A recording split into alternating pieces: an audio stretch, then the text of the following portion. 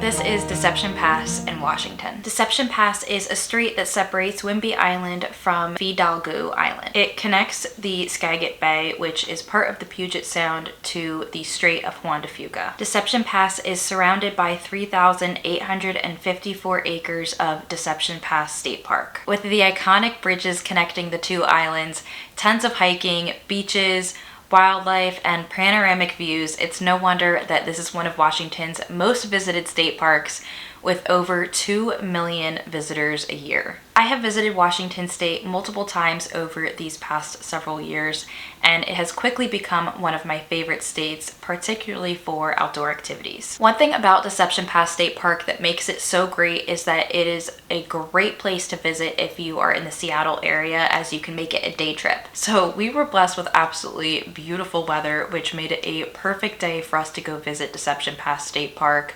It's about an hour and a half from Seattle, which is where we were staying. So it was a great trip for us to make in a day. And we started off our trip at Rosario Beach. We are now at Deception Pass State Park.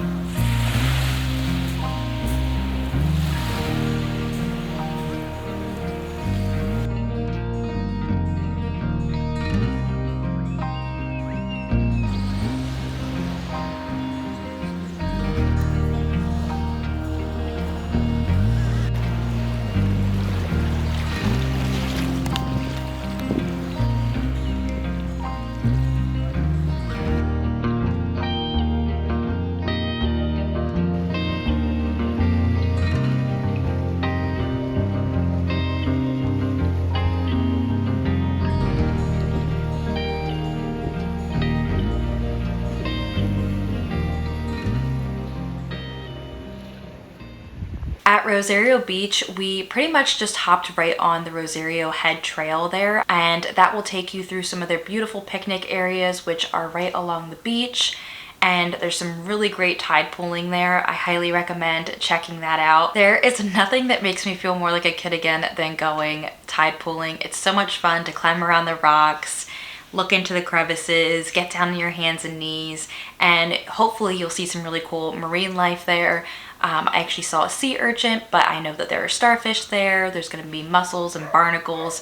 So a lot of fun exploring to do in the tide pools. And then from there, that trail will take you around to the Maiden of Deception Pass.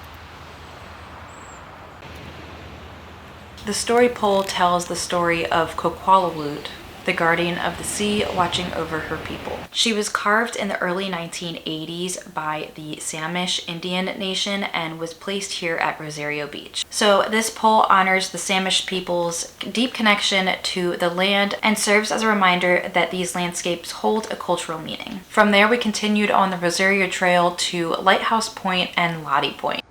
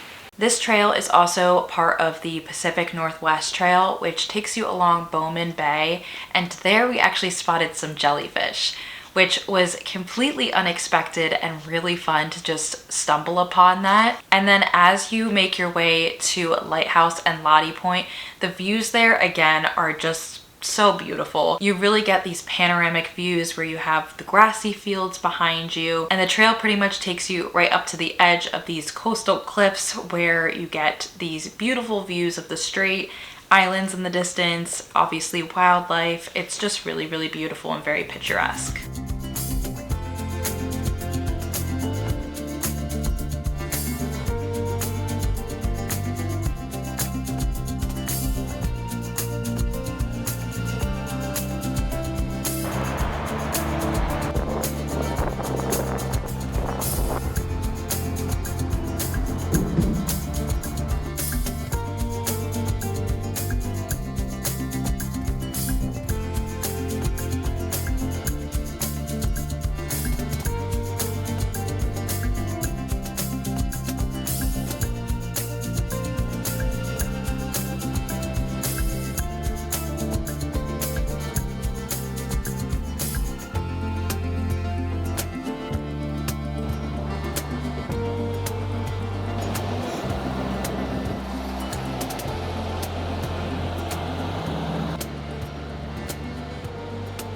Then we make our way to Deception Pass Bridge, which is a little intimidating at first because you are 180 feet in the air above the water, and there are cars driving past you, and some of them don't go slow.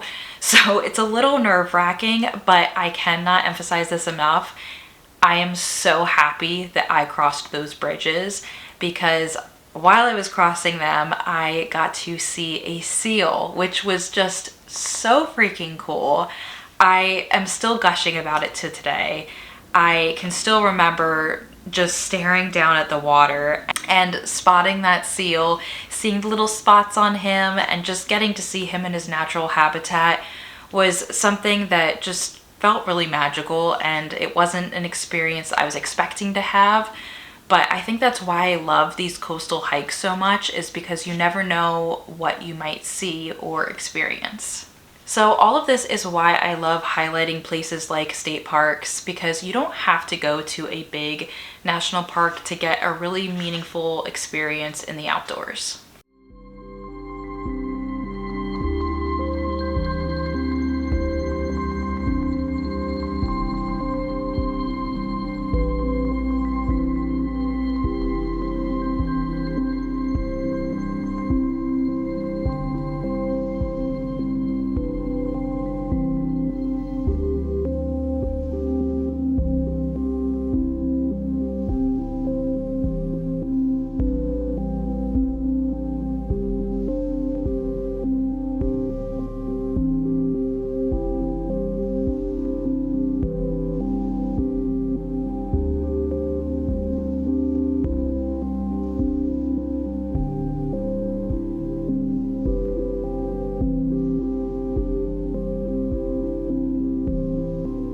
So if you love hiking, outdoor travel, state parks, or national parks, I would love for you to subscribe, and please let me know in the comments what your favorite hikes are in Washington.